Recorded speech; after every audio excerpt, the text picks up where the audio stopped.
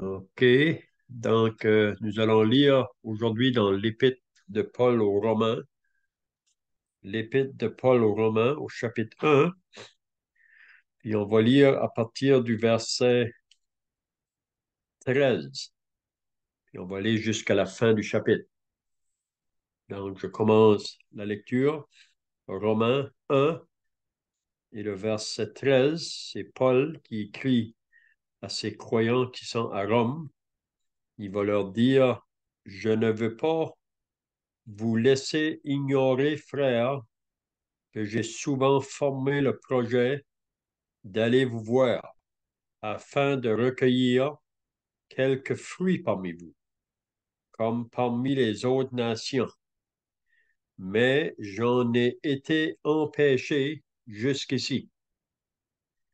Je me dois aux Grecs et aux barbares, aux savants et aux ignorants. Ainsi, j'ai un vif désir de vous annoncer aussi l'Évangile à vous qui êtes à Rome, car je n'ai point honte de l'Évangile. C'est une puissance de Dieu pour le salut de quiconque croit, du juif premièrement, puis du grec, parce qu'en lui est révélée la justice de Dieu par la foi et pour la foi, selon qu'il est écrit, le juste vivra par la foi.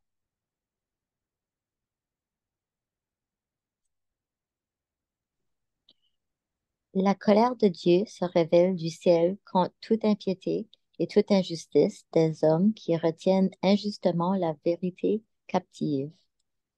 Car ce qu'on peut connaître de Dieu est manifeste pour eux, Dieu le leur ayant fait connaître. En effet, les perfections invisibles de Dieu, sa puissance éternelle et sa divinité se voient comme à l'œil depuis la création du monde quand on les considère dans ses ouvrages. Ils sont donc inexcusables, puisque, ayant connu Dieu, ils ne l'ont point glorifié comme Dieu et ne lui ont point rendu grâce, mais ils se sont égarés dans leurs pensées et leur cœur, sans intelligence, a été plongé dans les ténèbres. Se vantant d'être sages, ils sont devenus fous et ils ont changé la gloire du Dieu incorruptible en image représentant l'homme corruptible, des oiseaux, des quadrupèdes et des reptiles. C'est pourquoi Dieu les a livrés à l'impureté selon les convoitises de leur cœur, en sorte qu'ils déshonorent eux-mêmes leur propre corps, eux qui ont changé la vérité de Dieu en mensonge et qui ont adoré et servi la créature au lieu du Créateur qui est béni éternellement. Amen. C'est pourquoi Dieu les a livrés à des passions infâmes, car leurs femmes ont changé l'usage naturel en celui qui est contre nature. Et de même, les hommes, abandonnant l'usage naturel de la femme, se sont enflés dans leurs désirs les uns pour les autres, commettant homme avec homme des choses infâmes et recevant en eux-mêmes le salaire que méritait leur égarement.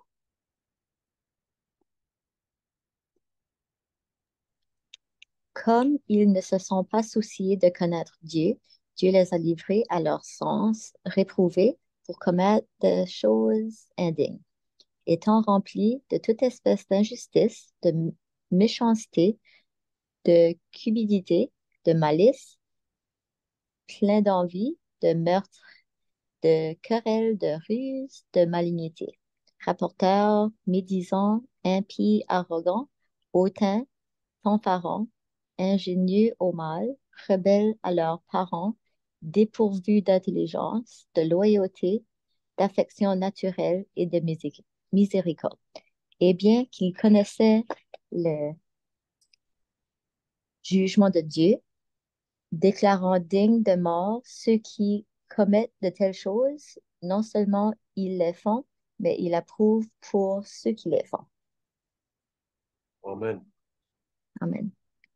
OK, donc, Hier, on avait regardé la première partie de ce chapitre 1 de l'Épître aux Romains.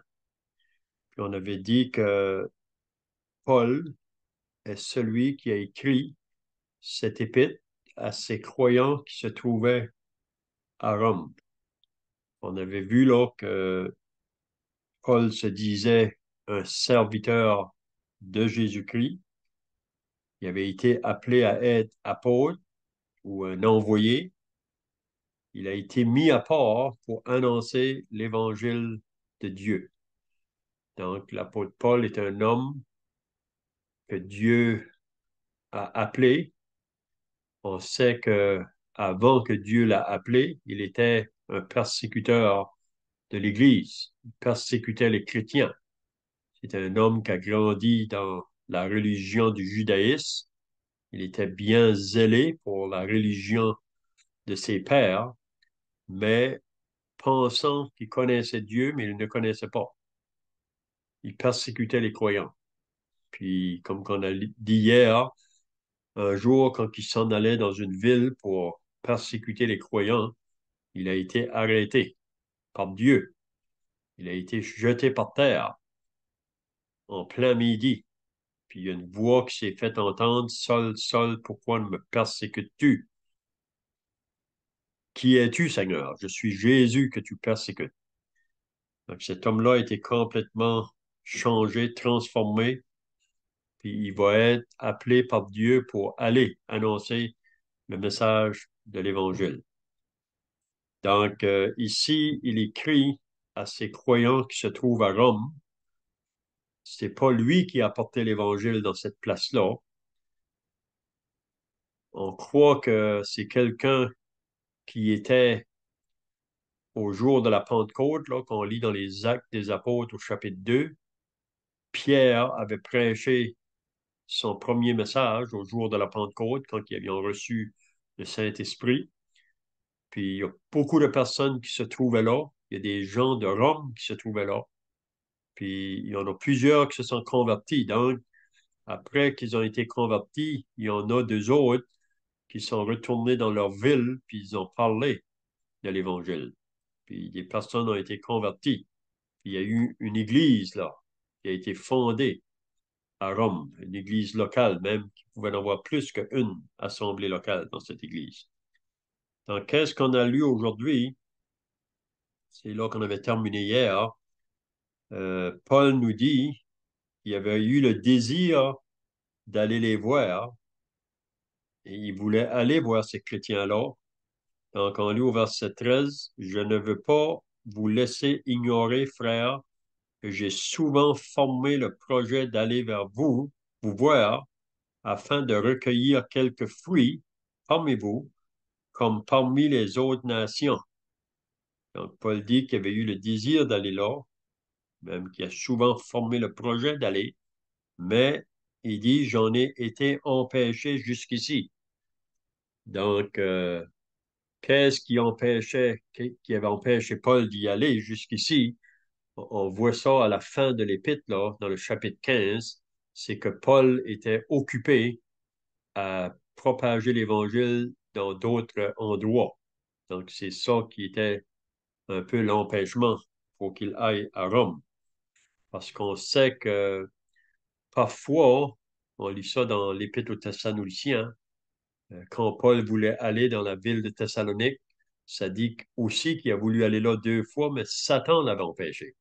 Parce que le diable essaie d'empêcher le serviteur de Dieu quand il va avec l'Évangile, là, pour amener l'Évangile. Mais ici, c'est pas vraiment le diable qui l'empêchait, mais c'était qu'il était occupé à annoncer le message ailleurs. Mais son désir, c'était de venir chez eux à Rome pour les affermir davantage dans leur foi. Donc, il dit au verset 14, je me dois aux Grecs et aux barbares, aux savants et aux ignorants. Donc, Paul, il dit, c'est comme si il sent qu'il y a une dette envers tout le monde, envers les gens pour annoncer l'Évangile. Il dit, je me dois aux Grecs et aux barbares, aux savants et aux ignorants, Donc, on voit que l'Évangile qu'il apporte, ça ne fait pas de différence des personnes. Qu'on soit quelqu'un, des gens qui viennent, des gens très instruits ou des gens moins instruits, lui, il doit annoncer le message à tout le monde. Ainsi, j'ai un vif désir de vous annoncer aussi l'Évangile, à vous qui êtes à Rome. Même Paul aurait un désir d'aller là à Rome pour aussi annoncer l'Évangile dans ce lieu-là. Puis même, il voulait annoncer l'Évangile même à ceux qui avaient déjà cru, parce qu'on apprend toujours. Et au début, quand on commence à lire la parole de Dieu, on débute, mais on a toujours besoin d'être rappelé ou renouvelé dans ses vérités, surtout concernant le message de l'Évangile. Donc, on avait dit aussi hier que dans les 8 premiers chapitres de l'Épître aux Romains, Paul va toucher 4 sujets ou 4 thèmes. Puis on va voir aujourd'hui le premier sujet qu'il a parlé quand il écrit sa lettre là. Puis c'est le sujet de la condamnation. Puis ça commence à partir du verset 18, puis ça va se rendre jusqu'au chapitre 3. Donc il va dire au verset 16, je n'ai point honte de l'Évangile. Donc pour lui, le message qu'il apporte, il n'a pas honte de le faire connaître. Puis la raison qu'il n'a pas honte, c'est parce qu'il sait qu'il y a une puissance en arrière de ce message-là. Il dit que l'Évangile, c'est une puissance de Dieu pour le salut de quiconque croit. Donc, la raison qu'il y a une puissance en arrière de ce message-là, cette puissance-là va se manifester seulement en ceux qui vont croire le message. Donc, si quelqu'un va accepter le message de l'Évangile, ils vont comprendre, premièrement, leur condition devant Dieu, qu'ils sont pécheurs, qu'ils sont perdus, mais Dieu, lui, il veut les sauver. Dieu veut leur donner la vie éternelle. Donc, quand quelqu'un réalise son besoin, donc Dieu lui révèle son Fils, le Seigneur Jésus, sa mort sur la croix. Puis quand une personne croit à ce message, ça change la vie vraiment, ça transforme la vie du début jusqu'à ce que Jésus revienne pour nous prendre. Donc, pour le salut de quiconque croit, il dit du juif premièrement, puis du grec. Quand Paul regarde le monde entier, il les divise en 2 parties. Les juifs, ça c'est le peuple juif, le peuple que Dieu avait appelé sous l'Ancien Testament, un peuple qui voulait qu'il porte une lumière parmi les nations. Mais on sait que même les Juifs, c'est un peuple qui s'est éloigné loin de Dieu et en tant que nation. Mais quand l'Évangile va venir, il y a des individus qui vont croire à ce message-là. Donc, les Juifs ou les Grecs, les Grecs, ça comprend les gens de toutes les autres nations. Et nous, on peut dire, on fait partie des gens des nations. On n'est pas des Juifs. Mais l'Évangile est venu jusqu'à nous, puis toute personne qui va croire le message, ça va transformer sa vie. Parce qu'en lui est révélée la justice de Dieu par la foi et pour la foi. Selon qu'il est écrit, le juste vivra par la foi. Donc, dans ce message qui est l'Évangile, quand il dit parce qu'en lui, là, c'est-à-dire en l'Évangile, est révélée la justice de Dieu. Donc, on apprend, quand on écoute le message de l'Évangile, là, à propos de la justice de Dieu. Puis, il faut accepter ce message-là par la foi. C'est un acte de foi. Et la foi seulement dans le sacrifice du Seigneur Jésus à la croix et rien d'autre. Puis, on est sauvé par la foi pour vivre par la foi. Parce qu'il dit après, selon qu'il est écrit, le juste vivra par la foi. Donc, le moment qu'une personne se convertit, il met sa confiance dans le Seigneur Jésus pour le salut de son âme. Puis après, les jours qui vont suivre, il va aussi mettre sa confiance dans le Sauveur pour sa vie de chaque jour. Parce que le Seigneur ne nous a jamais dit qu'on n'aurait pas des épreuves ou des difficultés, mais il nous promet d'être avec nous dans les épreuves ou dans la tempête. Puis on peut le dire par expérience avec les années que le Seigneur a toujours pris soin de nous, que ce soit du côté de la famille, du côté au travail, du côté partout où on pouvait être. Le Seigneur veille sur nous. Maintenant, à partir du verset 18, c'est là qu'il va commencer le sujet là, de la condamnation. Ici, qu'est-ce qu'il voudra prouver? C'est que tous, il n'y a pas de distinction de personne, qu'on soit de quelqu'un de la nation juive ou parmi les nations, il va nous faire comprendre qu'on est tous des pécheurs. Il faut qu'on accepte ce qu'on est devant Dieu avant qu'il puisse sauver le pécheur. Dans Guido, verset 18, la colère de Dieu se révèle du ciel contre toute impiété et toute injustice des hommes qui retiennent injustement la vérité captive. Donc, Paul ici, il parle de la colère de Dieu, d'une colère qui se révèle du ciel.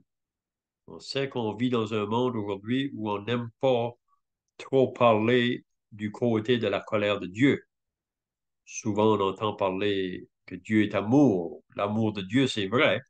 Dieu est amour. Dieu aime tous les hommes, mais Dieu ne peut pas s'accorder avec le péché. Donc, il aime le pécheur, mais il n'aime pas le péché. Donc, la raison pourquoi que le jugement de Dieu va venir sur ce monde, c'est parce que l'homme refuse de se repentir puis se tourner vers Dieu. Donc, c'est ça qu'il dit, la colère de Dieu se révèle du ciel contre toute impiété.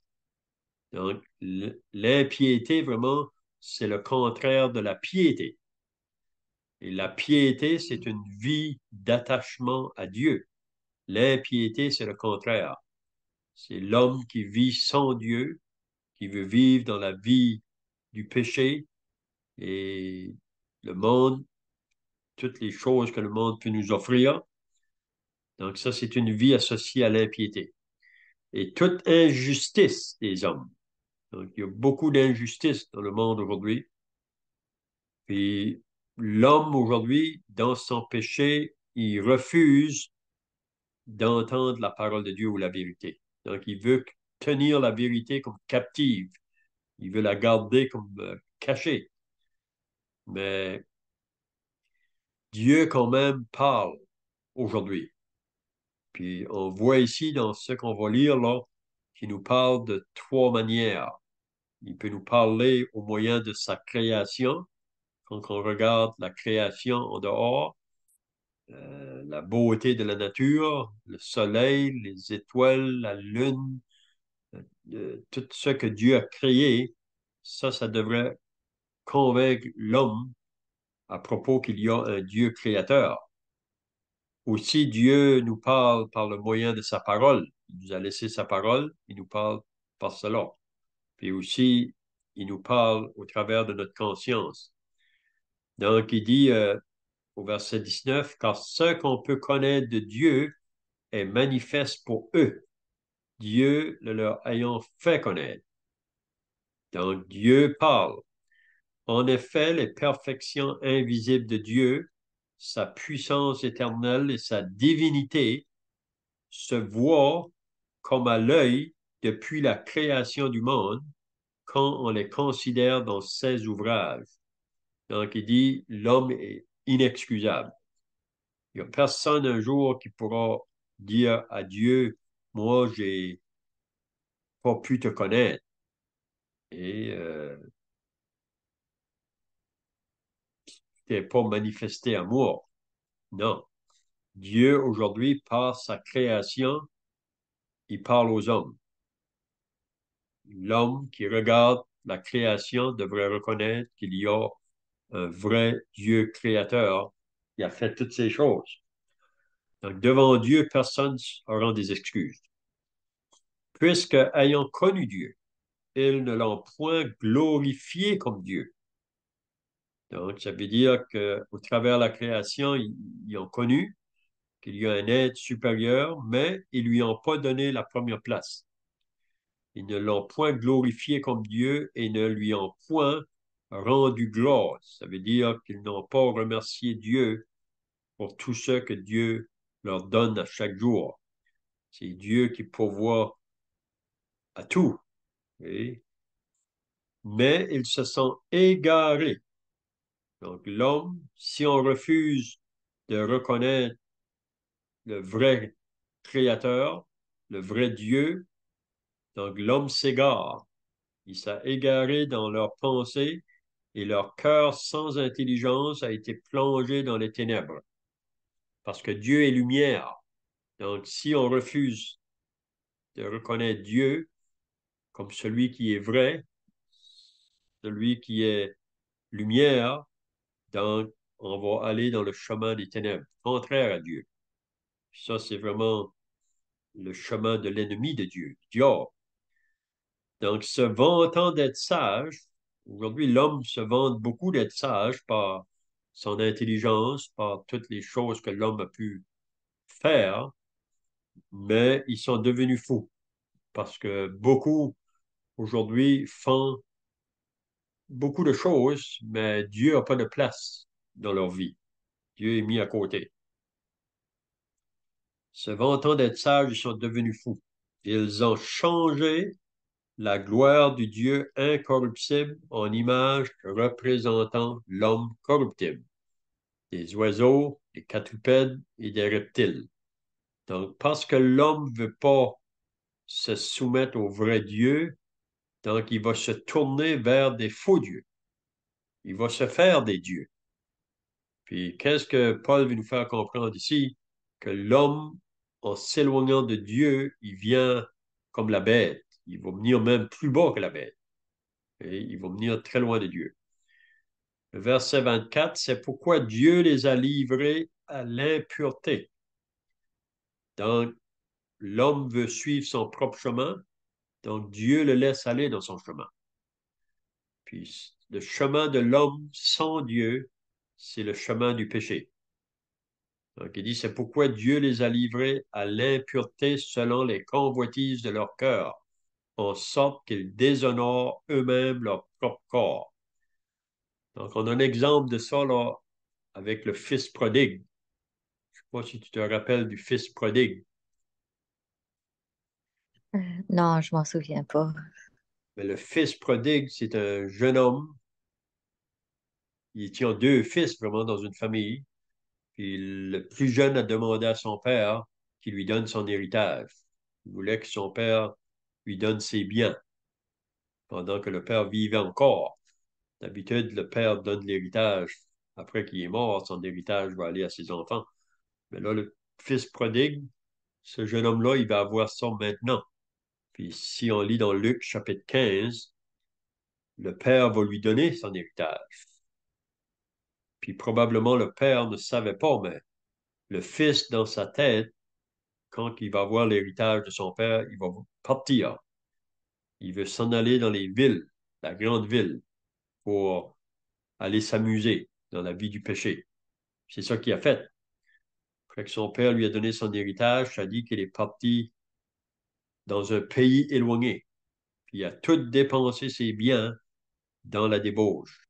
Donc, tout l'héritage que son père lui avait donné, il l'a dépensé dans la vie du péché. Puis tu sais, quand on a beaucoup d'argent, on a beaucoup d'amis, puis on peut avoir la fête, mais ça ne va pas tenir toujours, ça. Puis on sait qu'un jour, quand que le jeune homme n'a plus d'argent, il se trouve dans un grand besoin. Puis ça nous dit qu'il devait garder des cochons dans un champ. Puis même, il aurait voulu manger les, la nourriture qu'on donnait aux cochons. Mais ça dit qu'il n'y a personne qui en donnait. Et c'est là que Dieu l'a arrêté.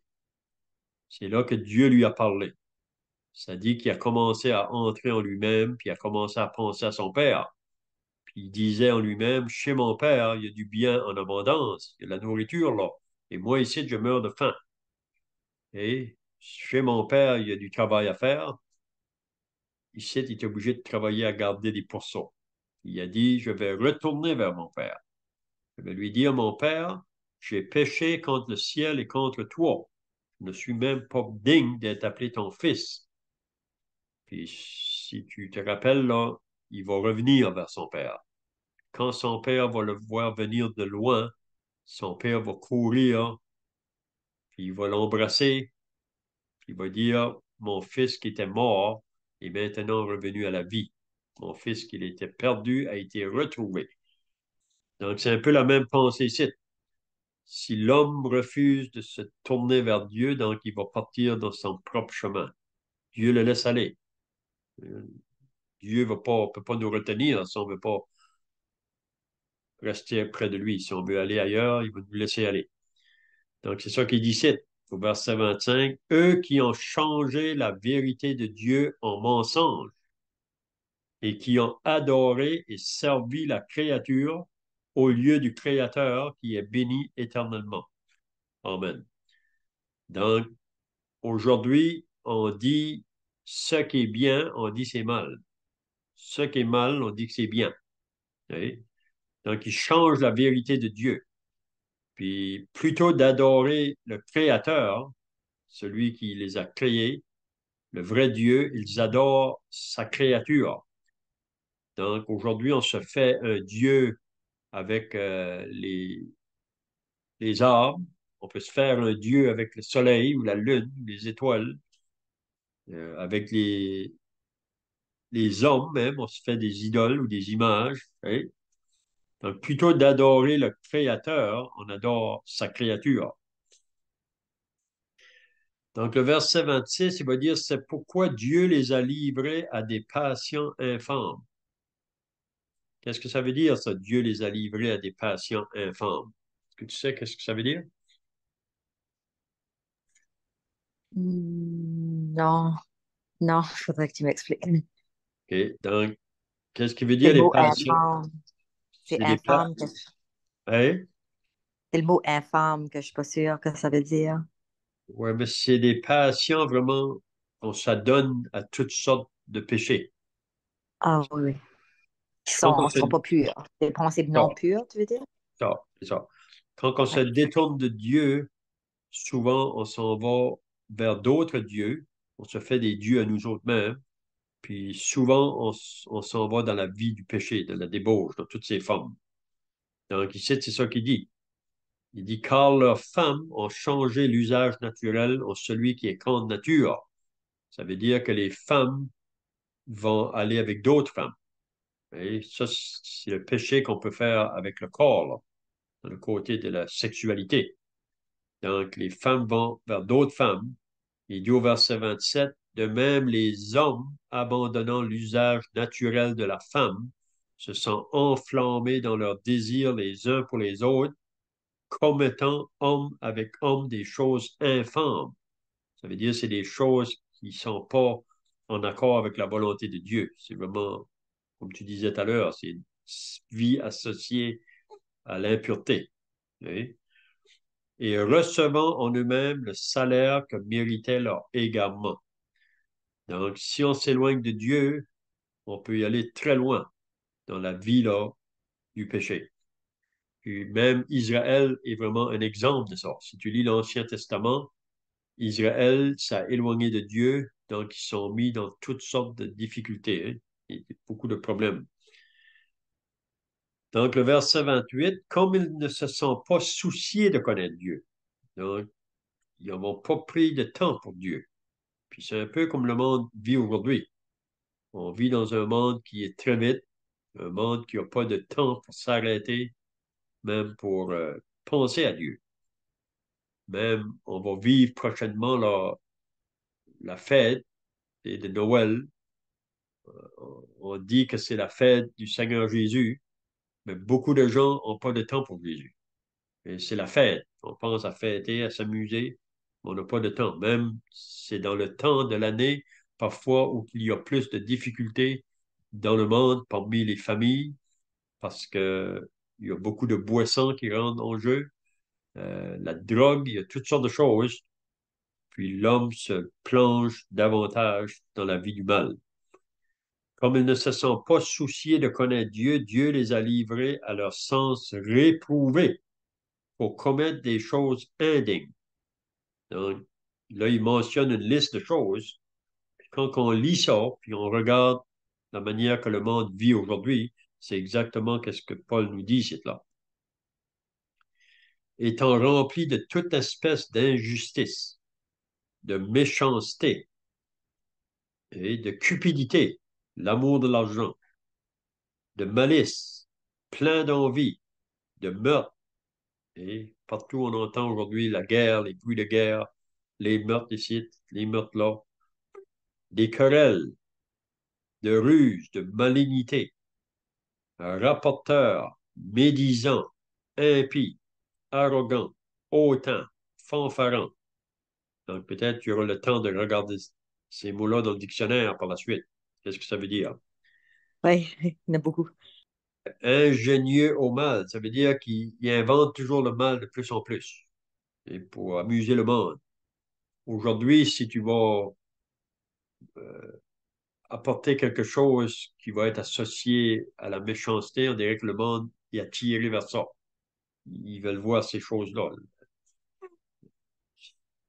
Mais quand ça vient à être tourné vers les choses de la parole, vers Dieu, on n'a pas le temps. OK? Il dit ingénieux au mal, rebelles à leurs parents. Même il y a des enfants qui se tournent contre leurs parents, dépourvus d'intelligence, de loyauté, d'affection naturelle, de miséricorde. Donc, on termine avec le dernier verset. Et bien qu'ils connaissent le jugement de Dieu. Donc, le monde savent que ça, c'est pas en accord avec la volonté de Dieu. Ils savent que Dieu, un jour, va juger le monde. Il va juger le péché. Mais même s'ils savent, ça dit déclarant dignes de mort ceux qui commettent de telles choses. Ils savent que Dieu va juger, mais non seulement ils les font, mais il approuve ceux qui les font.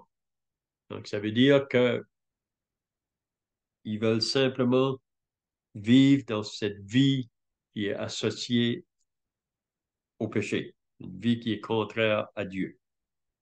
Puis qu'est-ce qu'on va comprendre là à mesure qu'on va avancer? C'est que Dieu va nous faire comprendre que nous sommes tous dans cette condition-là avant qu'on se convertit. Et on vit dans un monde, un courant, si on peut dire, comme qu'on lit dans l'Épître aux Éphésiens, selon le train de ce monde. Donc l'homme court dans toutes sortes de choses. On est tous dans ce chemin-là. Mais Dieu veut nous arrêter. Dieu veut nous sanctifier, il veut nous justifier, il veut nous pardonner, il veut nous laver pour qu'on puisse être prêt pour aller dans sa présence. C'est bien. Je ne sais pas si tu as des questions pour terminer.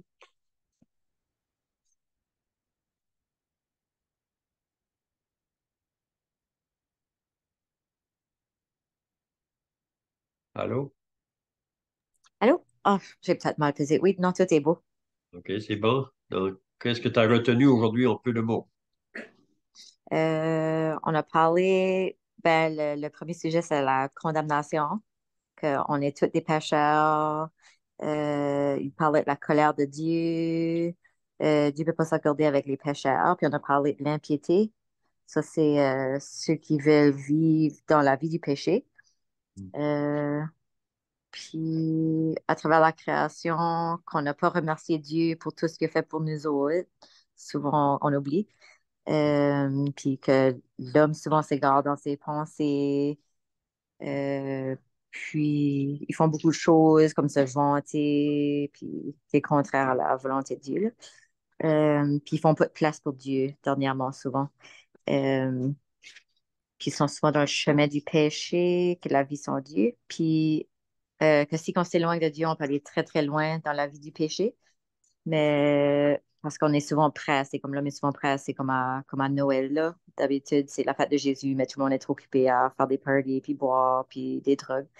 Puis qu'on est souvent attiré par la méchanceté, on prend pas le temps pour Dieu.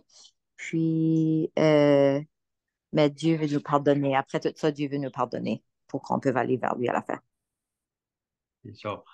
Donc, c'est ça qu'on verra dans les prochains chapitres. Premièrement, Dieu veut faire connaître à l'homme son état, sa condition.